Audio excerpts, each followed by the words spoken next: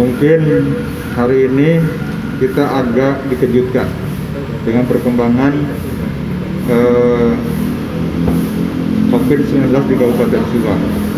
Namun demikian, saya ingin menyampaikan pada seluruh khalayak masyarakat Kabupaten Subang, seperti biasa saya menyampaikan harap tenang, tidak terprovokasi, kemudian juga kita tetap tanggap dan siaga terhadap lajunya perkembangan virus COVID-19 di Kabupaten Subang. Dengan sikap yang tenang, kemudian kita memahami apa yang harus kita lakukan terhadap perkembangan COVID-19 di Kabupaten Subang. Ini menjadi kekuatan kita untuk meminimalisir perkembangan tersebut. Hari ini cukup signifikan tentang perkembangan COVID-19 di Kabupaten Subang. Saya tidak berani mengumumkan karena saya ditunjuk oleh tim gugus tugas, yaitu Dr. Nunung dan Dr. Maksi, untuk menyampaikan secara diagnosa medis. Namun demikian, hari ini juga kami telah siap di rapat Ruang Bupati 1 untuk membahas perencanaan pelaksanaan rapid test kedua untuk sekitar 2.000 peserta rapid test yang akan kita laksanakan di Kabupaten Subang. Kenapa ini dilakukan lebih cepat? Itu lebih bagus karena kita ingin juga cepat menangani perkembangan COVID-19 di Kabupaten Subang.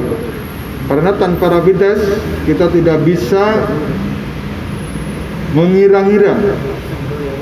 Seiring dengan perkembangan waktu, sebentar lagi kita akan memasuki bulan suci Ramadan, dan biasa orang Sunda bilang suka mungahan, maka kita akan ada prediksi begitu banyaknya nanti dari kota-kota tertentu, termasuk dari kota zona merah, akan tidak bisa dicegah untuk pulang kampung ke daerah Kabupaten Subang yang ada di seluruh pelosok 30 kecamatan ini.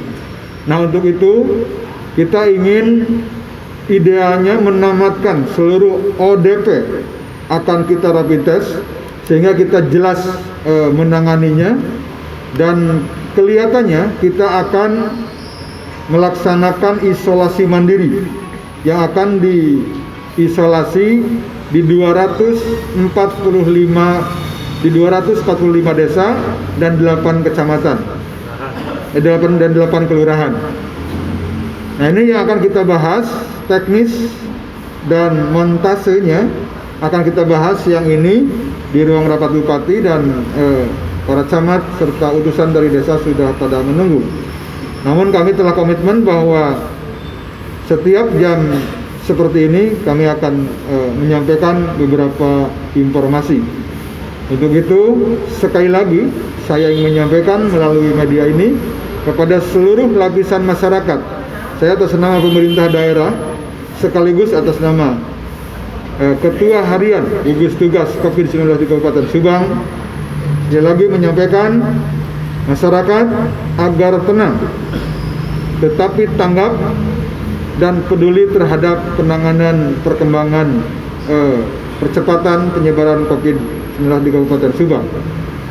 Tetap dekatkan diri kepada Allah Subhanahu wa Ta'ala, disiplin atas yang dianjurkan dan yang dihimbau baik oleh pemerintah daerah maupun stakeholder yang lainnya, seperti Fatwa MUI itu patut kita laksanakan, sebab semuanya ini untuk sinergitas antara pemerintah dan ulama, umaro dan ulama, sehingga penanganan COVID-19 di Kabupaten Subang yang rate-nya hari ini mengalami lonjakan yang cukup mengagetkan. Untuk itu, kedisiplinan ini menjadi tenaga wajib dan mutlak untuk kita laksanakan bersama-sama melawan COVID di Kabupaten Subang untuk segera hengkang dari Kabupaten Subang ini. Untuk itu kami persilakan kepada Dr. Nunung selaku juru bicara gugus tugas perkembangan COVID-19 di Kabupaten Subang. Update tanggal 20 April ya, hari ini. Dengan perincian sebagai berikut. Pertama, yang masuk kategori kasus positif atau confirm. Ya. Hari ini seperti tadi disampaikan oleh Pak Sekda selaku ketua harian, ya, terjadi lonjakan jumlah kasus confirm di Kabupaten Subang.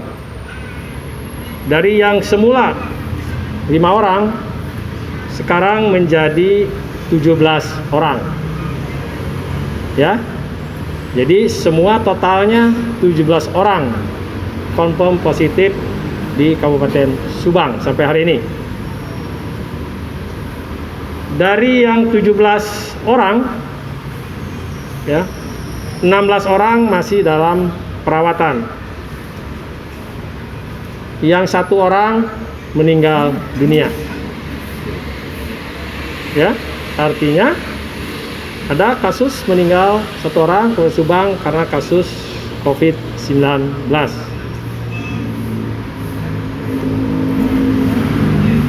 Yang 16 orang itu saat ini dirawat di Rumah Sakit Umum Subang 3 orang. 1 orang di rumah sakit di daerah Purwakarta, 1 orang dirawat di Bandung, 8 orang ya yang sekarang sedang menjalani isolasi di gedung bekas Akper. 8 orang hasilnya swabnya positif. 3 orang itu isolasi di rumah secara mandiri.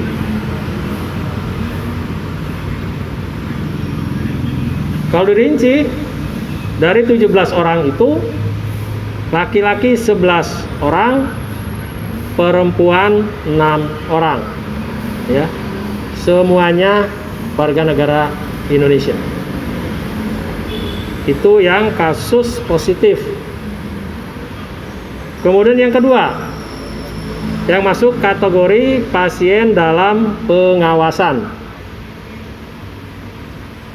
Pasien dalam pengawasan ya, sejak awal sampai sekarang tercatat 25 orang yang pernah dirawat di Rumah Sakit Umum Subang. Dari 25 orang tersebut ya sudah selesai ya menjalani proses pengawasannya. Sedangkan yang masih dalam pengawasan dan sekarang masih dirawat di ruang isolasi Rumah Sakit Umum Subang sebanyak 8 orang. Ya. Kemudian saya katakan kembali, dari yang 14 orang ya ada kasus 3 orang yang meninggal dengan status PDP. 1 orang dari Subang, 2 orang dari luar Subang.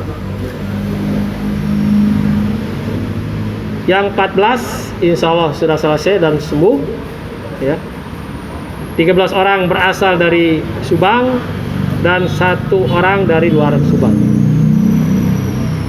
Kemudian yang tadi saya bilang pengawasan 8 orang masih dirawat berarti rumah sakit hari ini. 7 orang berasal dari Subang, 1 orang berasal dari luar Subang. Itu yang termasuk kategori kriteria pasien dalam pengawasan atau PDP. Yang ketiga, yang masuk kriteria atau pasien orang dalam pemantauan atau ODP ya, orang dalam pemantauan. Dari sejak awal sudah tercatat ODP di Kabupaten Subang sekitar 4.406 orang. 4.406 orang. yang sudah selesai ya dari status pemantauan 3.426 orang. 3.426 orang. Dengan 1 orang yang meninggal dalam keadaan status ODP. Sekarang yang masih dalam pemantauan sekitar 980 orang ya. 980 orang. Sedangkan yang termasuk kategori orang tanpa gejala atau OTG itu sebanyak 24 orang. Barangkali itu update terkini tentang kasus COVID di Kabupaten Subang. Sementara mengenai sebaran ya, sebaran untuk ODP, PDP maupun confirm ada di grafik ini. Ya. Nanti ini kita pasang ya. Nanti Bapak saya lihat nanti dipasang ya. Ini sebagai bentuk keterbukaan publik dari pemerintah khususnya gugus tugas COVID-19 di Kabupaten Subang. Swabnya positif hari ini ya. Itu adalah merupakan tindak lanjut dari pemeriksaan rapid test sebelumnya. Jadi dari rapid test yang kami lakukan positif dilakukan dengan swab. Dari sekian banyak yang positif, swabnya yang tadi bertambah menjadi 11 orang. Ya, itu dari rapid test positif. Sekali lagi, rapid test positif dalam rangka melakukan screening. Gitu. Sisanya berarti negatif, walaupun dia positif, ternyata ada juga yang negatif hasil swabnya.